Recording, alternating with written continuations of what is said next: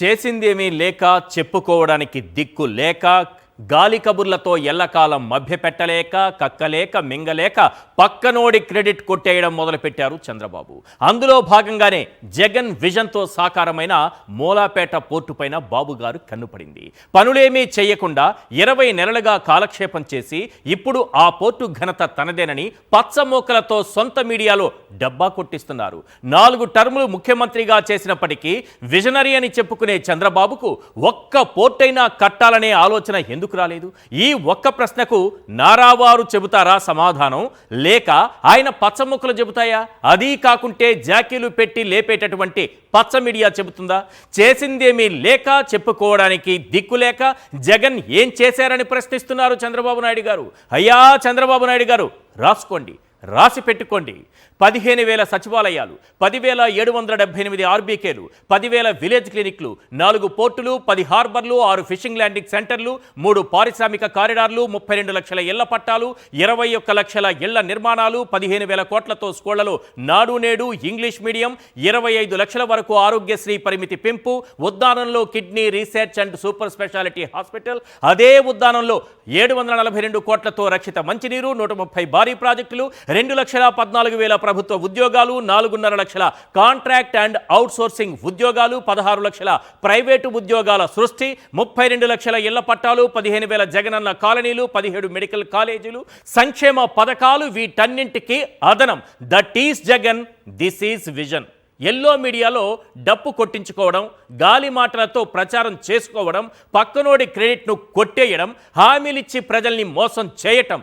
నారా చంద్రబాబు నాయుడు గారి గురించి 4 మాటల్లో చెప్పాలంటే ఇంతే సార్, అంతకు మించి ఇంకేమీ లేదు. మొన్ననే కదా అదానీ డేటా సెంటర్ పేరు మార్చి గూగుల్ డేటా సెంటర్ అనే డప్పు కొట్టి అడ్డంగా దొరికిపోయి క్రెడిట్ చోర్ బిరుదు పొందింది.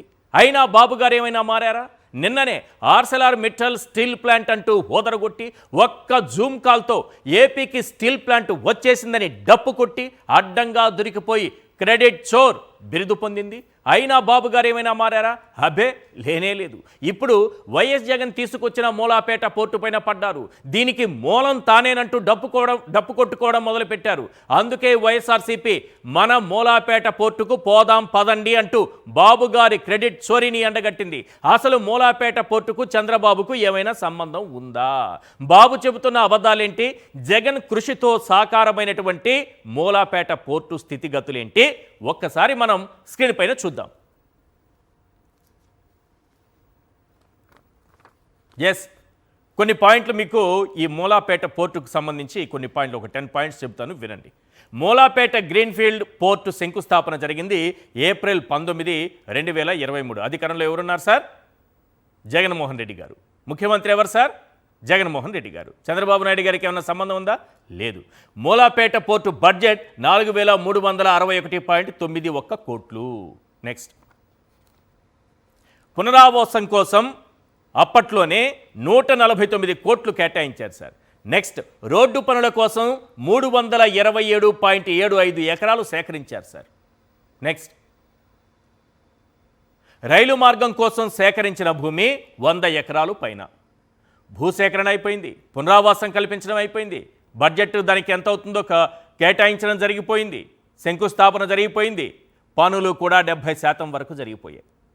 తొలి దశ port 23.5 MTPA million tons per annum. 23.5 million tons per annum MTPA. తొలి దశలో 4 బెర్తులు. తుది దశ port 83.3 million tons per annum MTPA. Next, నౌక పరిమాణం 1,20,000 DWT dead wait tonnage.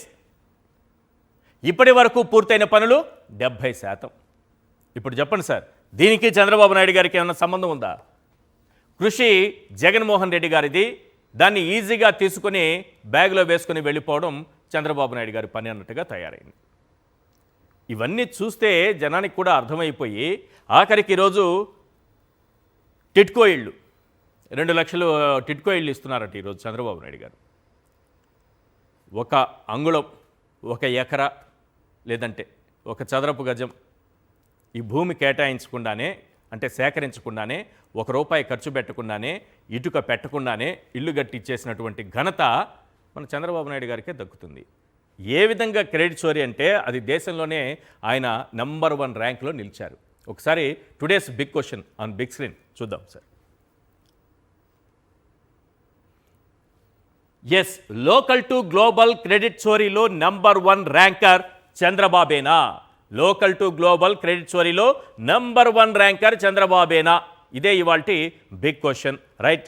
నాయుడుపేటలో TIDCO ఇళ్లకు సంబంధించి ఈరోజు చంద్రబాబు నాయుడు గారు హాజరైనటువంటి సభకు వచ్చిన జనాన్ని చూస్తే మీరు ఇసుకేస్తే రాలనంటారు కదా, ఇసుకేస్తే రాలనంత జనం ఆకాశానికి చిల్లుబడిందా?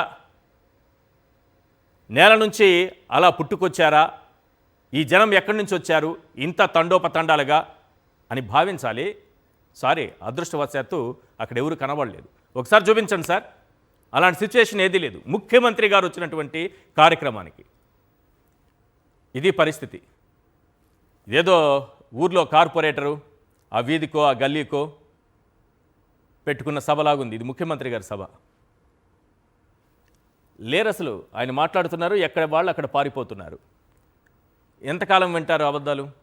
ఆల్రెడీ వాళ్ళ చేతికి ఇళ్ల పట్టాలు వచ్చేసాయి, ఇంటి తాళాలు వచ్చేసాయి. అక్కడ బాబుగారు మాట్లాడుతున్నారు, ఇక్కడ వీళ్ళు పారిపోతున్నారు. అక్కడ మాట్లాడుతున్నారు, ఇక్కడ పారిపోతున్నారు. ఇది ఒక ముఖ్యమంత్రి గారి సభకి సంబంధించినటువంటి దృశ్యాలు. చూసారుగా ఏ విధంగా ఉన్నారు. 70% పైగా, 80% అందాంలే, 70% పైగా ఉంది. దాదాపు 80% ఖాళీ కుర్చీలే దర్శనమిస్తున్నాయి ముఖ్యమంత్రి గారి సభలో. ఇల్లు ఇచ్చేటటువంటి చోట ఎవరు పట్టించుకోకుండా పరిస్థితి. గతంలో ఇదే రకంగా ఇళ్ళు ఇచ్చారు. అది జగన్మోహన్ రెడ్డి గారు ఆల్రెడీ ఇచ్చేసిన ఇళ్లకే వీళ్ళు వెళ్ళి అట్టముక్కలు ఇచ్చారు. అట్టముక్కలు, తాళం అట్టముక్కలు ఇచ్చారు. మనకి ఏదైనా రియాలిటీ షోలో గెలిచిన తర్వాత కీస్ కానీ లేకపోతే చెక్ కానీ పెద్దది ఇస్తారు కదా, అట్టముక్క ఇట్టు పట్టుకోవడానికి, షో చేయడానికి. ఆ విధంగా అట్ట కీస్ ఇచ్చారు. ఇది మన రాష్ట్రంలో దౌర్భాగ్యం. క్రెడిట్ చోరీకి ఉన్నటువంటి దౌర్భాగ్యం ఏ స్థాయికి వెళ్ళిపోయిందంటే, ఒకసారి గతంలో నెల్లూరులో ఇచ్చినటువంటి ఇళ్లకు సంబంధించి వాళ్ళ లబ్ధిదారుల బయట ఒకసారి విందాం. ఉంటే ప్లే చేయండి సార్. 3 ఏళ్ళు అవుతుంది. 3 ఏళ్ళు కట్టి 3 ఏళ్ళు అవుతుందా? 3 ఏళ్ళుగా ఉంటున్నారు ఇంట్లో. 3 ఏళ్ళకి ఉంటుంది. ఏంటన్నా ఇప్పుడు ఈ తాళంతో ఓపెన్ చేశారా? మళ్ళీ ఈ తాళం తట్ట ఓపెన్ అవ్వద్దండి. ఓపెన్ అవుతుంది. ఇంకెందుకన్నా ఈ తాళం? దేనికో వాళ్ళు వచ్చారు, చూసుకున్నారు, ఆ బోర్డు చూసుకున్నారు, తాళం మా చేతికి ఇచ్చినారు, అంతే. ఏం చేసుకుంటున్నారన్నా మీరు? ఏం పని చేసుకుంటారు? కూలి పనే చేసుకుంటాం. ఏ సంవత్సరంలో కట్టింది ఇల్లు?